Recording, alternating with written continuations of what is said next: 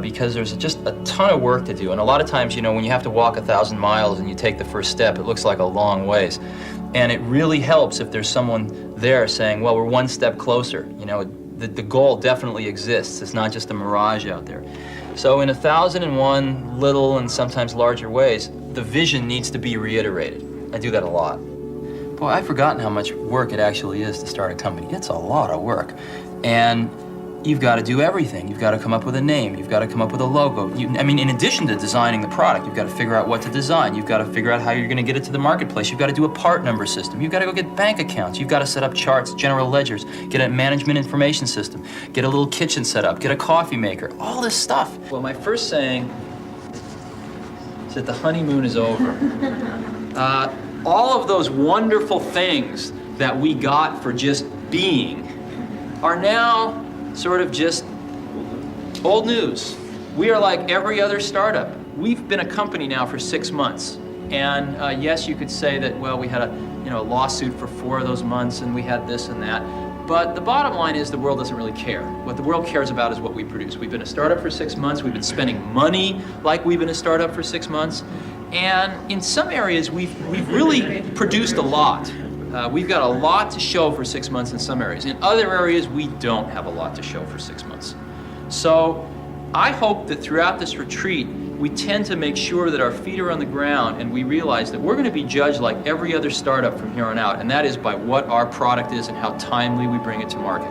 And getting a consensus on a common vision. We wanted people that were insanely great at what they did, but we're not necessarily those seasoned professionals, but who had at the tips of their fingers and in their passion the latest understanding of where technology was and what we could do with that technology, and who wanted to bring that to lots of people. So the neatest thing that happens is when you get a core group of 10 great people, it becomes self-policing as to who they let into that group. So I consider the most important job of someone like myself is recruiting. One of the things I've always found is that you've got to start with the customer experience and work backwards to the technology. You can't start with the technology and try to figure out where you're going to try to sell it. And I've made this mistake probably more than anybody else in this room. And I've got the scar tissue to prove it. And I know that it's the case. And as we have tried to come up with a strategy and a vision for Apple, it started with what incredible benefits can we give to the customer? Where can we take the customer? Not starting with, let's sit down with the engineers and figure out what awesome technology we have, and then how are we going to market that. And I think that's the right path to take. You've got to find what you love, and that is as true for work as it is for your lovers. Your work is going to fill a large part of your life, and the only way to be truly satisfied is to do what you believe is great work. And the only way to do great work is to love what you do. If you haven't found it yet, keep looking and don't settle. As with all matters of the heart, you'll know when you find it. And like any great relationship, it just gets better and better as the years roll on. So keep looking, don't settle. Did you ever want to give up? Did you ever think of giving up? There were moments where it was pretty tough. There have been moments, but no, I don't think so. I don't think so. The first year or two was the hardest. And there was no personal computer in 1975. It's very hard to believe. Well, that's why we made one. Yeah. We made one because we wanted one, and there wasn't one, so we had to make one. Did you know that when you made the personal computer, though, that this will become a major industry? I mean, did you know like this? No. It took about a year before we started to sense it. I had a partner named Steve Wozniak, who's a brilliant guy, and he did most of the engineering on the original Apple I and the Apple II. And after about a year, we showed it to we just made it for ourselves, and we showed it to our friends, and they all wanted one. And so we were busy making these computers by hand for our friends, and it was taking all of our life. All of our spare time. And so we decided we better manufacture 100 of these to get, so that we can not have to spend the rest of our lives making them for our friends. And that's how we got into this. We didn't think about starting a company. We were just doing it for ourselves, and then our friends, and then the circle got bigger and bigger and bigger. Now there's 25 million people. So you were having fun. Oh yeah, we've always had fun doing this. So many young people are aspiring to become, startup venture, venture companies and Right. emulate something like Apple for themselves. And sometimes people come to me and say, I want to start a company. And I say, why? They say, oh, I want to make lots of money. I say, forget it. That's not a good enough reason. Most people that have started companies because they want to make lots of money, I haven't seen very many of those succeed. The ones that succeed are people that come, sometimes they don't even want to start a company, they just have an idea that they want to get out, expressed out into the world. And oftentimes they have to start a company because nobody else will listen to them. It's a company of 10,000 people. How do you permeate the message throughout all the employees? What do you say to them? Well, you permeate it by example, ultimately. And in other words, when something's not quite good enough, do you stop and make it better, or do you just ship it? And everybody watches to see how the senior management makes those decisions. And what we've tried to do is stop and make it great before we ship it. When we have problems, stop and fix them.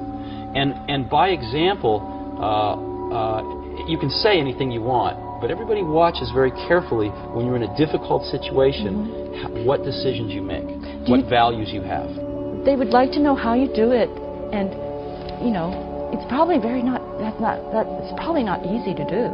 Yeah, we try to hire really smart people, but we have a very simple organization, and we try to focus and do very few things well. And focusing's hard because focusing doesn't mean saying yes, it means saying no. So we decide not to do a lot of things so we can focus on a few handfuls of things and do them well. And I think everybody working at a company wants to do something great. They want to be excited about what they're working on, and they want to be recognized for it if they do a really great job. So we just try to allow people to do the best work of their lives at Apple and get it out to 25 million customers that we have. And that's very exciting. And when you're working on something, and if this works out, up to 25 million people are going to use this. It's very motivating. And it's not just 25 million of our customers, but other companies tend to follow us. It takes them a few years, but other companies tend to copy what we do if it works. And so we can influence the whole industry. How do you see yourself 10 years from now? My headlights are not that good. I don't know. I don't really think about it. I think about a year, 2, 3 down the road. We have some projects at Apple that are sort of maybe 4 years down the road, 5 years, probably like 3 or 4 at the most, because things change too much. You can be going down a path, you say, well, in 5 years I want to be here, but then something new happens, and you just say, forget that, I want to be over there. So most of this 5-year planning that I've seen in my life, some of it's essential, but most of it changes too quickly. So we tend to look 3-4 years. It's about as far ahead as we can see. So you can kick yourself in the butt, but I guess now's the time to change. And one of the things that I don't see it in myself, I don't see it in enough of the rest of us, is I don't see that startup hustle. In other words, if we zoom out at the big picture, it would be a shame to have lost the war because we won a few battles.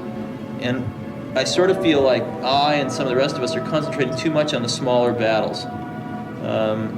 We have to and we're not keeping the war in perspective. And the war is called survival. The war is called not run out of money until we get our product on the market. Some insights and some fundamentally different experiences which I thought might be very beneficial to their lives because of this germ of an idea a few years ago. And that's an incredible feeling. To know that you had something to do with it, A, and B, to know it can be done. To know that you can plant something in the world and it'll grow and change the world ever so slightly. Whether Next can be a viable business is something only time will tell. But Steve Jobs' passionate commitment to his vision is clear. And his certainty that it can be achieved and is worth achieving is a conviction to be observed in all successful entrepreneurs.